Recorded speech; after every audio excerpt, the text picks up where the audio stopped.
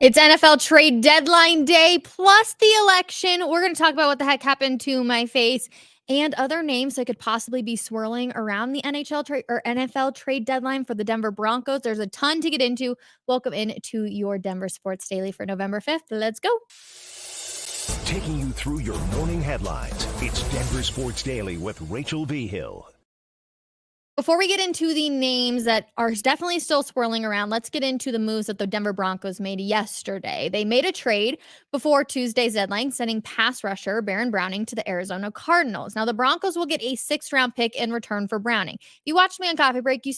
I said disappointing. I was like, really? Only a 6th-round pick? After much thought and getting yelled at on Twitter, you guys are correct. It is actually a good deal for the Denver Broncos that they got anything at all for Baron Browning. So I will take the L on that one and say good job to George Payton, which I don't say very often. But it was definitely, you could tell, felt by Sean Payton and George Payton to get some value for him before he left next spring for nothing in return.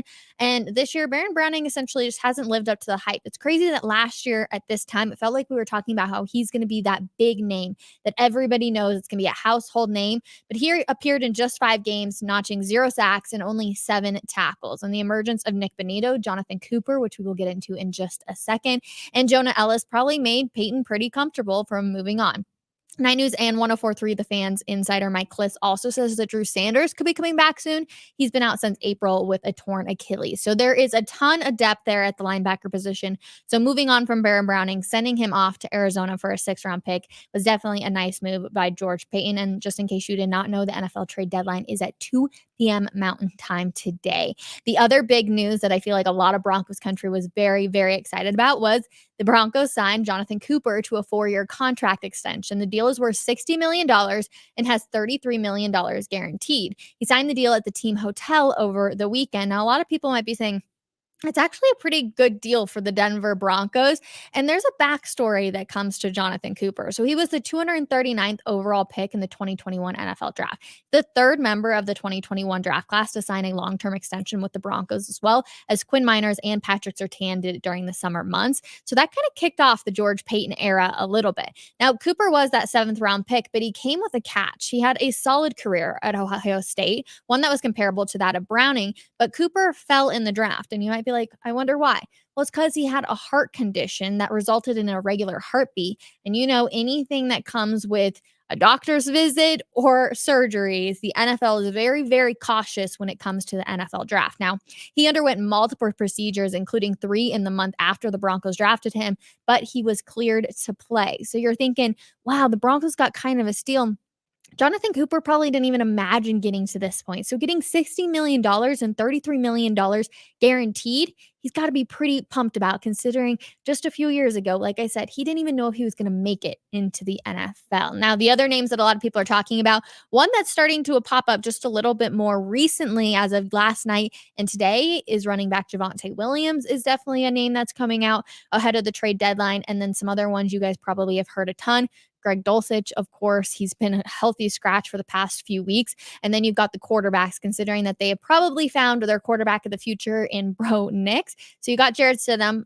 I think he's probably safe, but the one that I'm really circling that could be moved on from is Zach Wilson. So will that end up happening? And then, of course, another one is just Cortland Sutton, but I do not anticipate the Broncos getting rid of Bo Nix's number 1 target as of right now. So how are you guys feeling ahead of the trade deadline? Definitely let us know in the comments. I'm very, very curious. But the Denver Nuggets, not sure if I'm mentally prepared for essentially what is happening. So we get to talk about Smash Burger when it comes to the Denver Nuggets getting a win. Whew, it was good, definitely, to see them get a win because they came shorthanded into the game against the Toronto Raptors, but it even got even thinner almost immediately after it started because Aaron Gordon left in the first quarter and did not return. And of course, Jamal Murray never suited up to begin with because of that concussion. And the Nuggets fell behind early for most of the game, coming back into the fourth because of Nikola Jokic. Shocker, I'm saying that name, having the comeback when it comes to him. He notched a triple-double and survived a buzzer beater.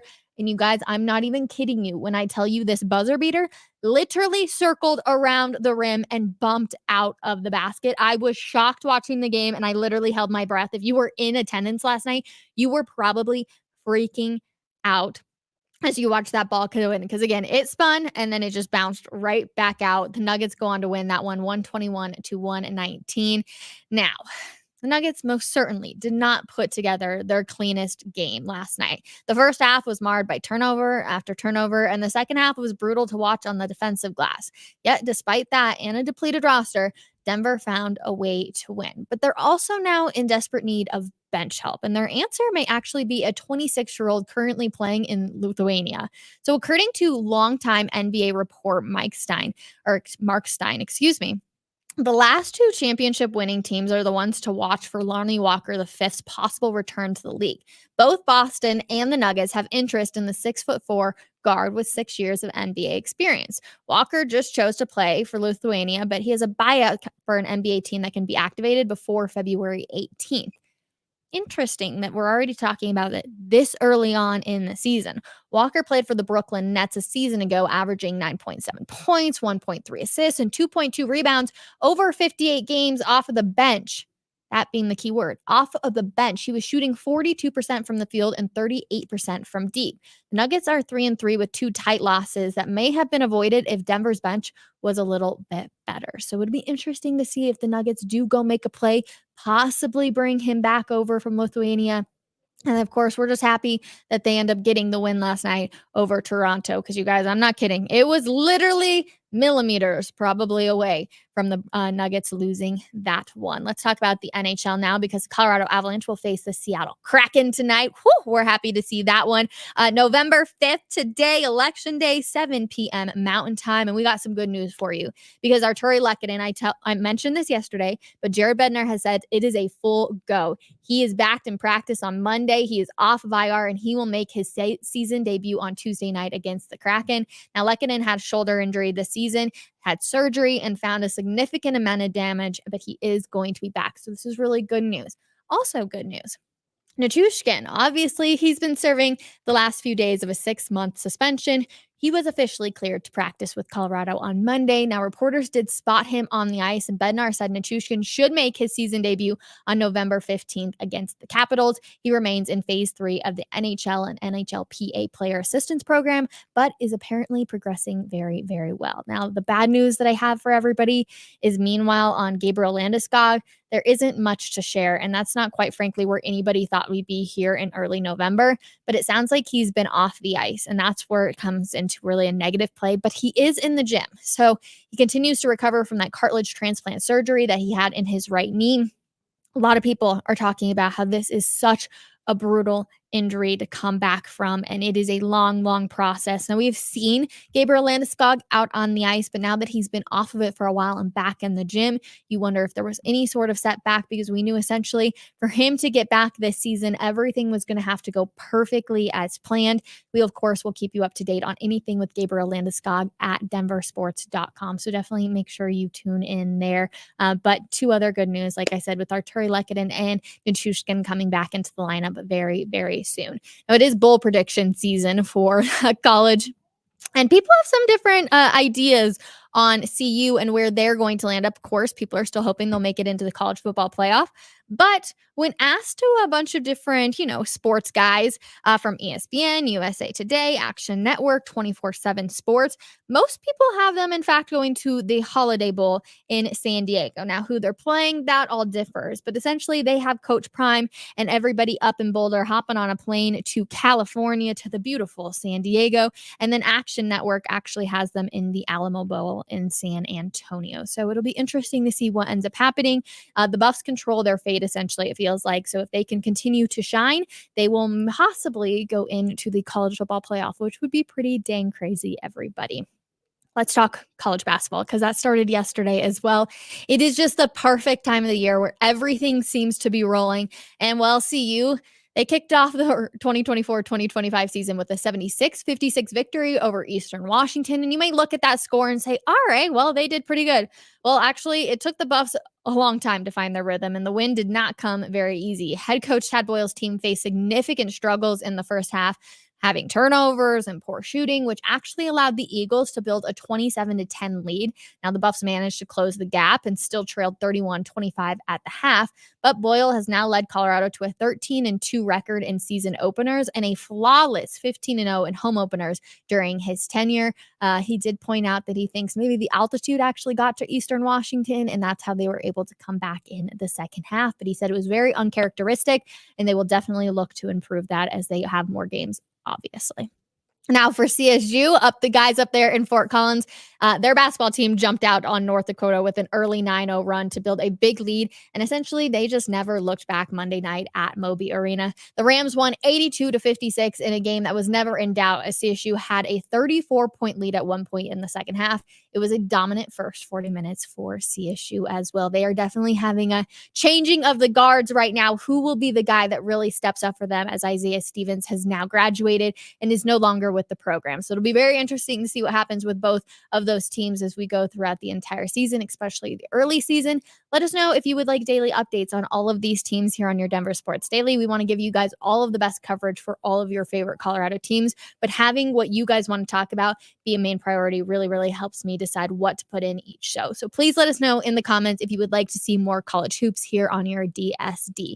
All right, let's get to some of the comments. How's everyone feeling?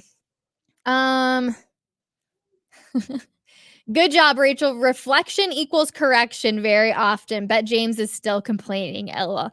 I didn't like it at first because, and this is talking about Baron Browning, and I came back and I said, I was wrong. Like, we should be happy that they were able to get anything for Baron Browning. If you watched the clip yesterday, it was very much like, this is disappointing because you got a 6-rounder for the guy who should definitely been way higher up there. But, if you're Arizona, you're not giving him anything more. So to be honest, they're really lucky that they were even able to get that 6-rounder. So yes, I will come out and say I was wrong on that front. But still, that one still hurts a little bit. But I'm so happy that they kept Jonathan Cooper. Let's make that very, very clear. Okay, so yes, this is who a lot of people, this is where like the rumblings have started essentially last night and early this morning on Javonte Williams. I am not surprised by this at all. And actually, if you've been watching Coffee Break for the past week, I've been saying that the Broncos, if they're going to be buyers, they need to go after a running back because Javonte Williams is just not being that guy.